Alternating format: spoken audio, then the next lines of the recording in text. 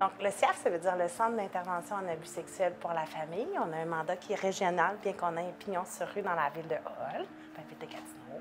Notre mission, c'est d'offrir des services spécialisés à toute personne et toute famille confrontée à l'abus sexuel d'enfants, ce qui nous amène donc à travailler avec les enfants à risque, les enfants victimes et leurs familles, mais également les auteurs de la violence sexuelle et leur entourage. C'est un choix qui a été courageux, qu'on a fait il y a plus de 35 ans. L'objectif, c'était d'apporter une réponse qui est plus complète et plus durable de la problématique d'abus sexuels au sein des familles de l'Outaouais. Notre vision, ce qu'on souhaite, c'est que chaque enfant de l'Outaouais puisse vivre en toute sécurité dans sa famille, dans sa communauté. Les valeurs qui supportent notre action communautaire, l'humanité, la bienveillance, mais également le professionnalisme et la rigueur clinique, parce qu'il faut savoir qu'il y a 8 projets de recherche actifs au sein des murs du CIAF.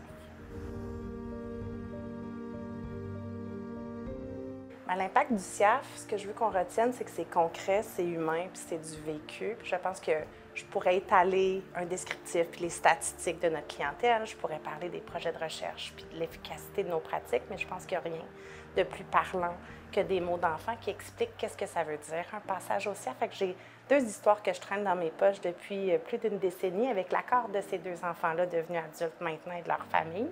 Toujours 2 histoires. Pourquoi? Parce que ça arrive aux filles, bien sûr, mais ça arrive aussi aux garçons. C'est important qu'on en parle. Donc, la première histoire d'impact, c'est l'histoire d'une jeune fille qui est en 6e année à l'époque, qui tripait sur Drake et Ed Sheeran, qui rêvait d'entrer finalement au secondaire, puis peut-être vivre sa première relation amoureuse.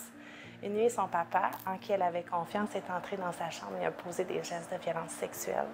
Gestes qui se sont répétés sur plusieurs nuits avant qu'elle trouve le courage de dévoiler la situation à son enseignante de 6e année. Dévoiler, c'est une grande étape, mais ce n'est pas la seule étape. Ce n'est pas parce qu'on a dénoncé puis qu'on est en sécurité qu'on se sent à nouveau reconstruite et en sécurité. C'est donc une jeune fille qui a eu accès au service spécialisé du CIAF. Et sa façon d'expliquer son processus, qu'elle m'a dit, puis je vais prendre soin de lire ses mots pour ne pas les travestir. À la fin de sa thérapie, ce qu'elle m'a mentionné, c'est que je me sentais sale, comme si tout le monde pouvait le voir, comme si c'était sur mon front. Passer au CIAF, c'est comme si je me sens propre maintenant, comme si j'ai été lavée de mon histoire. Je pense que ça témoigne de la résilience des enfants et de ce que les services du CIAF peuvent apporter dans leur capacité à se reconstruire et à reprendre une place. Ça arrive bien sûr pas juste aux filles, donc je pense aussi à un petit garçon qui avait 7 ans au moment où je l'ai rencontré, un petit garçon qui tripait sur les petites voitures, qui aimait par-dessus tout jouer avec ça avec son papa. Donc, il va à un souper avec ses parents. Je suis un couple d'amis que ses parents connaissent bien depuis plusieurs années.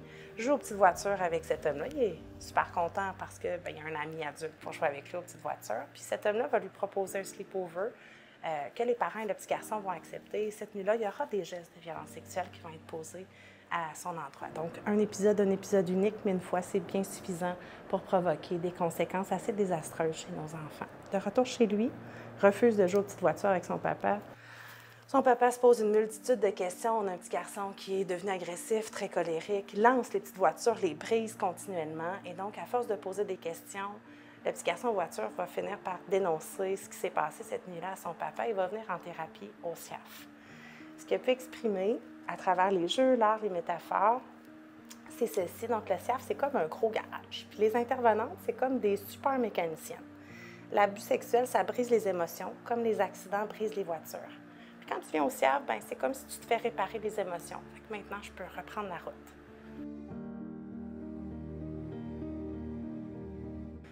Centraide Outaouais, c'est le partenaire financier le plus fidèle et le plus loyal à la cause du CIAF. Comme tout organisme communautaire, on a connu des périodes historiques un peu plus sombres, donc je pense à 1988, 1990, mais également plus récemment en 2017. Et Centraide répond présent, bon an, mal an. Le soutien n'est pas juste financier, ça nous permet de vivre un sentiment de communauté, de tenir le cap, de rester présent même quand le contexte est difficile, comme ce l'est actuellement. Donc, grâce à Centraide, on peut offrir nos services spécialisés, gratuits, partout en Outaouais.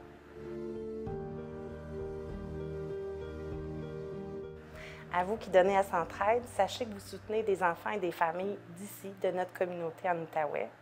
Derrière chacun de ces dons-là, il y a un petit garçon qui reprend le contrôle de ses émotions, il y a une jeune fille qui se sent propre à nouveau, puis il y a des parents qui recommencent à respirer et à dormir.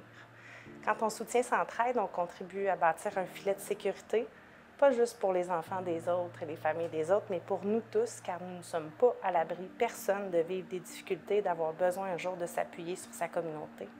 Merci de croire en s'entraide, de croire à la résilience. Merci au pouvoir d'être là les uns pour les autres.